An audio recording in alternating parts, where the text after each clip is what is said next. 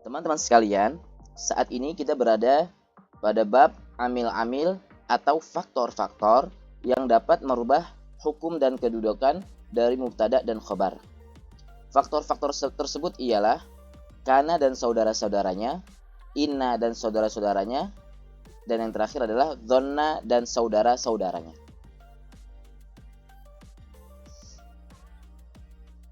Namun, yang menjadi bagian dari bab marfu'atul asma, isim-isim yang dibaca marfu', yang dihukumi marfu', ialah isim dari kana dan saudara-saudaranya. Adapun saudara-saudara kana, apa saja? Insya Allah nanti kita akan bahas di bagian akhir. Penjelasannya adalah kana dan saudara-saudaranya adalah amil yang mempengaruhi i'rab dari mubtada dan khobar. Fungsi kana adalah merofakkan isim dan menasobkan khobar. Mubtada dan khobar apabila didahului oleh kana atau saudara-saudaranya, maka kedudukan mubtada berubah menjadi isimnya kana atau saudara-saudaranya kana. Dan khobar tidak lagi menjadi khobar dari yang asalnya mubtada, melainkan menjadi khobarnya kana. Seperti contohnya adalah al-ilmu nurun. Ilmu itu adalah cahaya. Ilmu kedudukannya menjadi mubtada, nurun kedudukannya menjadi khobar. Ketika al-ilmu nurun, susunan mubtada dan khobar ini didahului oleh kana, maka yang aslinya mubtada menjadi isim kana. Kemudian nurun yang aslinya awalnya menjadi khobar dari al-ilmu, kali ini menjadi khobar dari kana. Menjadi kana al-ilmu nuran. Karena fungsi dari kana adalah merofakkan isim dan menasabkan khobar. Untuk lebih jelasnya, kita bisa lihat di tabel berikut ini. Di sebelah kanan ada contoh sebelum didahului oleh amil kana atau saudara-saudaranya. Yang sebelah kiri sesudah didahului oleh amil kana atau saudara-saudaranya. Al-ustadzu jamilun, susunan mubtada dan khobar. Ketika didahului oleh amil kana, maka menjadi kana al-ustadzu jamilan. Al-ustadz menjadi isim dari kana. Kedudukan al-ustadzu menjadi isim dari kana, tidak lagi menjadi mubtada karena didahului oleh kana. Sedangkan jamilan menjadi khobar kana, tidak lagi menjadi khobar dari al-ustadz.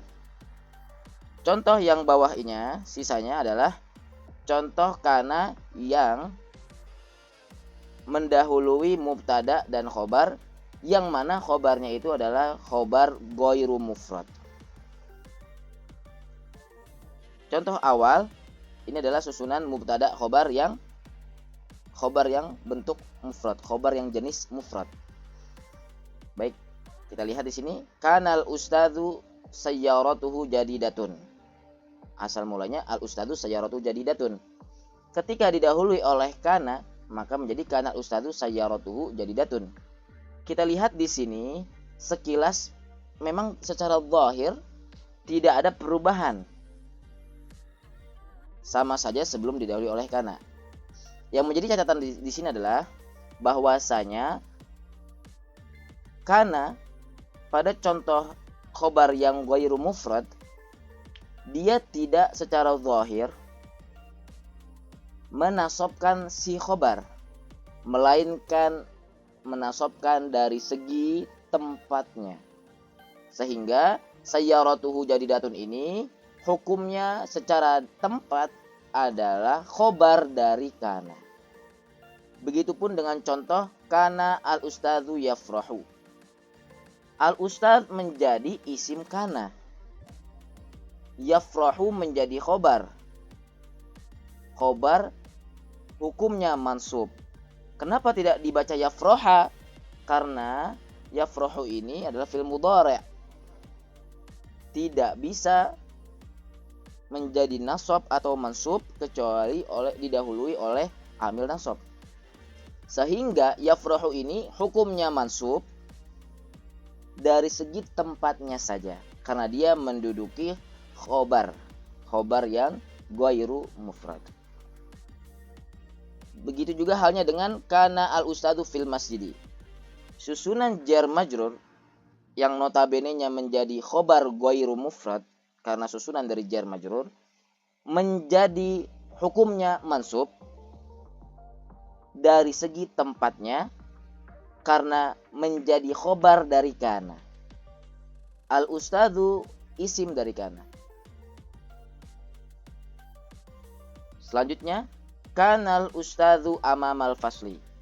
Kana amil faktor yang mana fungsinya adalah merofakkan isim yaitu al ustadu dan menasabkan khobar yaitu amamal fasli. Amamal fasli khobar mansub, khobar yang hukumnya mansub. Tidak dari segi bacaan, dari segi zahir, melainkan dari segi tempatnya. Sehingga susunan dari dzaraf menjadi khobar dari kana dalam keadaan mansub secara hukum.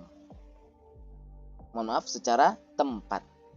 Secara tempat, hukum dari dzaraf, hukum dari jar majrur, hukum dari jumlah fi'liyah, hukum dari jumlah ismiyah adalah mansub.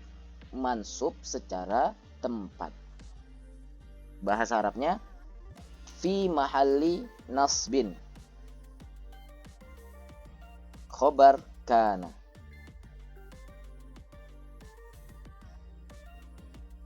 Baik, catatan yang harus kita ingat, kana dan saudara-saudaranya harus menyesuaikan mubtada dari segi mudzakkar dan muannasnya. Jika mudzakkar kana dan jika muannas menjadi kanat dengan taknis di akhir. Kemudian yang kedua, amil-amil dapat merubah kedudukan dari khobar ghairu mufrad. Akan tetapi tidak dapat merubah i'rabnya. Secara zahir tidak dapat merubah secara harokat. Akan tetapi merubah kedudukan khobar ghairu mufrad dari segi tempatnya ya teman-teman. Yang terakhir, kana dan saudara-saudaranya bisa ditasrif seperti fi'il-fi'il yang lain, yaitu berupa fi'il madhi, mudhari' dan amar. Namun lafal mazala, mafati'a, mabariha, manfakka, madama hanya bisa ditasrif ke bentuk fi'il madhi dan mudhari' saja. Adapun lafal laisa hanya bisa ditasrif ke bentuk fi'il madhi.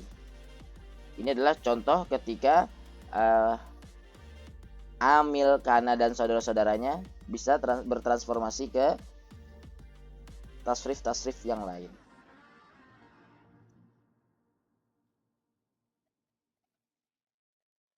Inilah dia teman-teman, saudara-saudaranya kana. Ada asbaha, adha, amsa, dhalla, bata, soro, laisa, mazala, mafati'a, mabariha, manfakka, madama. Kemudian ada contoh-contohnya dan juga dilengkapi dengan arti. Kanal masjidu kabiran, asbahat talibani tabibaini, adhal waladu dhahikan, amsal mataru ghaziran, dhallal hawa'u harran, batal faqiru ja'ian. Bisa lihat ya teman-teman ya, merafa'kan isim dan menasabkan khobar. Merafa'kan isim yaitu at-talibani, tanda rafa'nya dengan alif, dan menasabkan khobar, tanda nasabnya adalah ya, tabibaini.